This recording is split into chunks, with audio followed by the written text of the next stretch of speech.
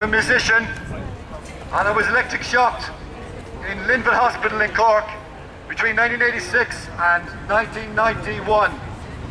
I got approximately 30 electric shock treatments to my head or my brain, which is supposed to kickstart a person's brain from depression or whatever else they believe it's meant to kickstart you from. Now, I met a woman only 3 days ago in Cork City, and her friend, or one of her friends, a woman who had had her first child only approximately less than a year and a half ago, she told me she visited her in hospital, in a Cork hospital where this woman is at the moment, and she has received two treatments of electric shock because they're saying that medication is now working after over 12 months since she had her first child. Now, this is happening in May 2009 in Ireland, in Cork City, as I speak, on the 30th of May in 2009, from the Grand Parade outside what is known as the Peace Park and is officially known as Bishop Lucy Park. This kind of so-called treatment is being administered to women and men in hospitals in Ireland at the moment.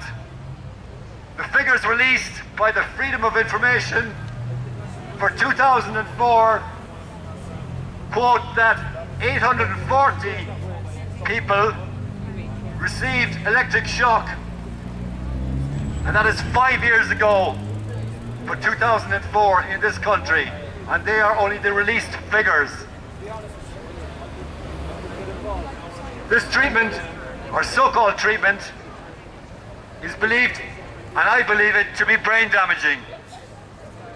I have had a scan, an MRI scan, in the last 6 months, and I am awaiting for my results, which I believe will show some damage to my brain, which will be irreversible, which will probably mean, although I won't be told, that my life will be shorter because of this so-called treatment that I underwent in Cork